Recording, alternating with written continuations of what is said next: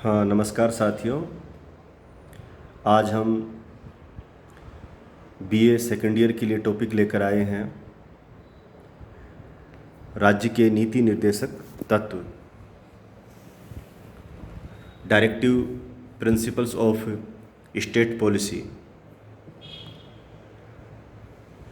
राज्य के नीति निर्देशक तत्व से अभिप्राय है कि यहाँ संविधान राज्य से ये उम्मीद करता है कि राज्य कानून बनाते समय इन बातों को ध्यान में रखेगा और ये कोशिश करेगा कि कानून बनाते समय इनको आगे बढ़ाए, इनको ध्यान में रखे, मद्देनज़र रखे। इसलिए वो राज्य के लिए एक गाइडलाइन है। और यहाँ राज्य से अभिप्राय प्रांतों से नहीं है, प्रांतों से तो है ही, मतलब केवल प्रांतों से नहीं है। यहाँ हमने मूल अधिकार पर जब बात की थी तो हमने बताया था कि अनुच्छेद 12 में राज्य की परिभाषा जो दी गई है वो यहाँ प्रांत की परिभाषा से वृहद है, यानी कि उसमें केंद्र सरकार भी शामिल होती है, राज्य सरकार भी, व्यवस्थापिका सभी शामिल होती है उसमें। यहाँ तक कि जो स्थानीय निकाय हैं, पंचायती राज की संस्थाएं हैं, वो भी शामिल होती है।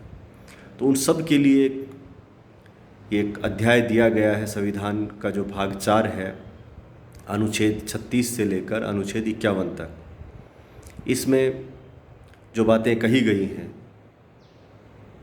उनका मुख्य उद्देश्य है कि राज्य इनको लागू करेगा। लेकिन भाग 3 और 4 का एक बड़ा अंतर है। भाग 3 में हमने बताया था कि मूल अधिकार हैं और अगर उन मूल अधिकारों का उल्लंघन होता है तो आपको सीधा सुप्रीम कोर्ट से उनको लागू कराने में मदद मिलेगी।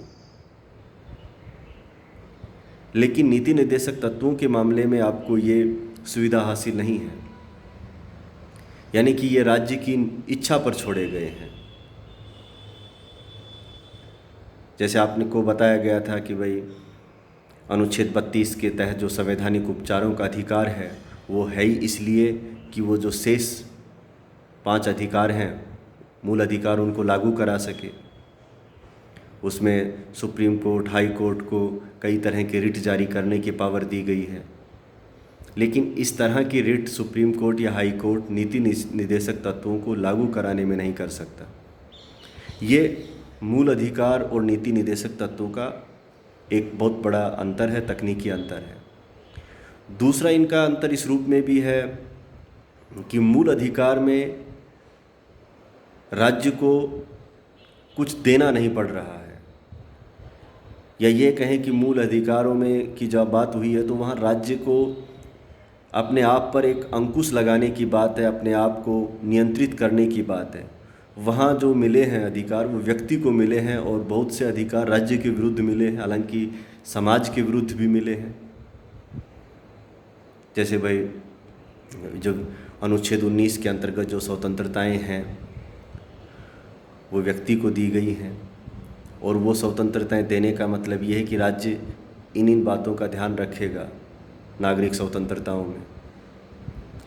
अस्पृश्यता के निषेध की बात है तो वहाँ व्यक्ति को ये स्वतंत्रता समाज के विरुद्ध दी गई है, क्योंकि राज्य अस्पृश्यता का व्यवहार नहीं करता बल्कि ये सामाजिक बुराई है।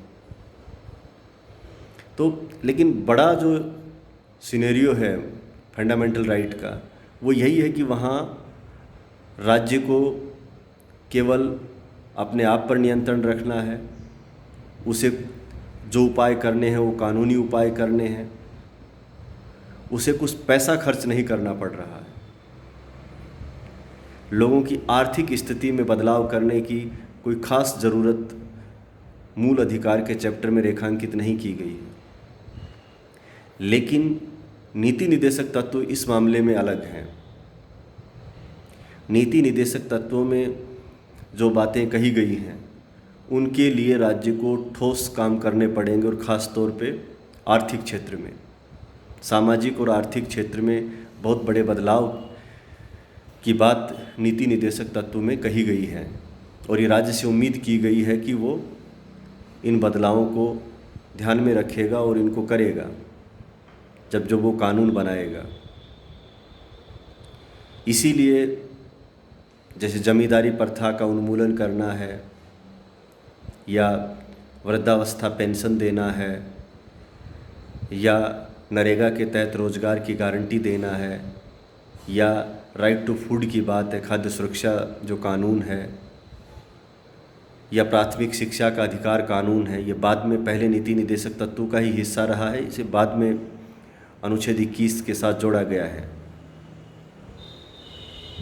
और भी राज्य से समान कार्य के लिए समान वेतन, वृद्धावस्था या प्रसूति सहायता, ऐसी बहुत सी बातें मिलेंगी आपको जिसमें लगेगा कि राज्य को खजाना खाली करना पड़ेगा या उस खजाने से पैसे खर्च करने पड़ेंगे। मूल अधिकारों में खजाना पर ज़्यादा संकट नहीं है। इसीलिए नीति निर्देशक तत्वों को अलग चैप्टर में रखा गया और न्याय योग्य नहीं बनाया गया, यानी कि न्यायालय में बाध्यकारी नहीं बनाया गया। अब बात उठती है कि क्यों बाध्यकारी नहीं बनाया गया। वो इसलिए नहीं बनाया गया क्योंकि संविधान निर्माता इस बात से परिचित थे कि भारत के आर्थिक हालात क्या हैं। अगर मूल अधिकार की तरह नीति निर्देशक तत्वों को भी बाध्यकारी बना दिया जाता स्टेट के लिए, तो फिर स्टेट के पास इतने संसाधन नहीं थे कि वो सभी मूल अधिकारों को अप्लाई कर सकें। और ये माना गया था कि जो राज्य की स्थिति मजबूत होगी, आर्थिक स्थिति उसकी बेहतर होगी, तो वो अपने आप इनको लागू करेगा। एक तो ये बात मुख्य रूप से ध्यान में थी। दूसरा ये भी है कि कई लोग कहते हैं कि भाई जब इनको लागू कराना बाध्यकारी ही नहीं है, न्यायालय में आप इनको लागू कराने के लिए जा ही नहीं सकते भाग 4 को, तो फिर इनका देने का क्या मतलब था। देखिए, तकनीकी रूप से ये बात सही हो सकती है, लेकिन लोकतांत्रिक व्यवस्था में व्यवहारिक रूप से ये बात सही नहीं है। क्योंकि भले ही आप नीति निर्देशक तत्वों को लागू कराने के लिए न्यायालय की शरण नहीं ले सकते, लेकिन सरकारों पर जनमत का दबाव होता है। जनता आपसे उम्मीद करती है, जनता आपसे मांग करती है कि जमींदारी प्रथा का उन्मूलन होना चाहिए, महिलाओं के लिए कुछ विशेष योजनाएं चलनी चाहिए, बच्चों के लिए कुछ विशेष उपाय अपनाने चाहिए, और जो समान कार्य के लिए समान वेतन होना चाहिए, लोगों को भोजन का अधिकार मिले, स्वास्थ्य का अधिकार मिले, रोज़गार का अधिकार मिले। तो इन सब की जो दबाव होता है सरकारों पर, इसलिए वो उन्हें काम तो करना होता है। तो भले ही हम न्यायालय के जरिए इनको लागू नहीं करवा सकते, लेकिन लोकप्रिय राजनीति के जरिए हम बहुत कुछ हद तक लागू करवा भी देते हैं। और आज़ादी के बाद जब से संविधान लागू हुआ है और जब से आर्थिक स्थिति बेहतर हुई है सरकारों की, तो उन्होंने इनको लागू करने की कोशिश भी की है और किए भी हैं। जैसे हमने अभी एक उदाहरण बताया था कि पहले अनुच्छेद 45 में राज्य को एक निर्देश दिया गया था कि वो 0 से 14 आयु वर्ग के जो बच्चे हैं उनके लिए शिक्षा और पोषण की व्यवस्था करेगा।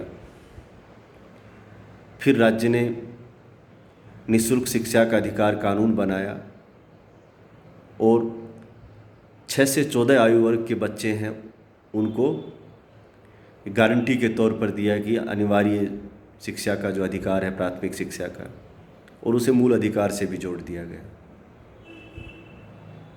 आज अब अनुच्छेद 45 की भाषा बदल गई है। अब वहाँ 0 से 6 से कम आयु वर्ग के जो बच्चे हैं उनके लिए राज्य पोषाहार शिक्षा, फिर वो आंगनबाड़ी के काम में आ जाता है, दिया है। पंचायती राज अनुच्छेद 40 में जो बात कही गई है वो नीति निर्देशक तत्वों में थी, लेकिन संविधान में संशोधन किया गया और पंचायती राज के जो विचार था उसको लागू किया गया। नगरीय निकाय और पंचायती राज अधिनियम बनाया गया। इसी तरह हमने बताया कि भाई अनुच्छेद 39 में महिला और पुरुषों के लिए समान कार्य के लिए समान वेतन की बात कही गई है, तो वो सरकारों ने उसे लागू किया है। उसी में एक बात कही गई है कि राज्य आर्थिक संसाधनों का वितरण करते समय ये ध्यान रखेगा कि उनका न्यायपूर्ण वितरण हो। तो ज़मींदारी प्रथा उसी का उदाहरण है, उसी का एक प्रयास है। उसमें मद निषेध की बात भी कही गई है। तो कई राज्यों ने, जैसे गुजरात है, किसी समय हरियाणा है, आजकल बिहार है, इन्होंने शराब के खिलाफ अभियान भी चलाया है और उसे बंद भी किया है। तो ये सब करते रहते हैं। तो ऐसा एक नहीं है, ऐसे बहुत से उदाहरण आपको मिलेंगे जिसमें राज्यों ने नीति निर्देशक तत्वों को लागू किया है। अब अनुच्छेद 41 में राज्य से उम्मीद की गई है कि वो लोगों को वृद्धावस्था में सुरक्षा देगा और लोगों को रोज़गार मुहैया कराएगा। तो इनके लिए कोशिश की है। जो खाद्य सुरक्षा कानून है उसका आधार भी नीति निर्देशक तत्वों से ही उठता है। राइट टू एजुकेशन का हो या फिर राइट टू एम्प्लॉयमेंट का हो नरेगा के ज़रिए, तो ये सब कोशिशें वहीं से निकलती हैं। जितने भी वेलफेयर के काम स्टेट करता है तो उनका जो संवैधानिक आधार है वो नीति निर्देशक तत्व ही होते हैं। तो ये इनकी एक अपनी बड़ी जो बात है। अब बात ये आती है कि जैसे हमने अभी हालांकि इस पर अभी जिक्र भी कर चुके हैं कि जब मानवाधिकार की एक बड़ी अवधारणा आई थी और 10 दिसंबर 1948 को संयुक्त राष्ट्र महासभा ने मानवाधिकार घोषणा पत्र जारी किया था, तो उसमें सभी तरह के जो अधिकार व्यक्ति के देने की बात कही गई थी। और चूँकि उस पूरे घोषणा पत्र को लागू करना हर राज्य की बस की बात नहीं है, हर राज्य की अपनी क्षमताएं हैं। जिस देश के पास संसाधन अधिक हैं वो मानवाधिकार के बड़े हिस्से को मूल अधिकार का रूप दे देता है। जिसके संसाधनों की सीमा कम है वो मानवाधिकार के एक छोटे हिस्से को मूल अधिकार बनाता है और बड़ा हिस्सा नीति निर्देशक तत्वों के रूप में चला जाता है। लक्ष्य उनका साफ है कि मानवाधिकार के पूरे घोषणा पत्र को लागू किया जाए, लेकिन अपनी अपनी मजबूरियां होती हैं और ख़ास तौर पे आर्थिक मजबूरियां होती हैं। जो जो आपकी आर्थिक स्थिति बेहतर होती है आप नीति निर्देशक तत्वों को भी अप्लाई करते हैं और लोगों को ये गारंटी देते हैं कि उन्हें जो सामाजिक और आर्थिक सुरक्षा मिलेगी। तो बेसिक रूप से ये जो नीति निर्देशक तत्व के बारे में जो हमने आज बात की है, अगले चैप्टर में हम कुछ नए सिरे से बात करेंगे। मूल अधिकार और नीति निर्देशक तत्वों के अपना एक रिलेशन है और इस रिलेशन के अपने एक न्यायिक और जो व्यवस्थापिका का भी अपना एक स्ट्रगल है, जिस पर हम कल बात करेंगे। धन्यवाद।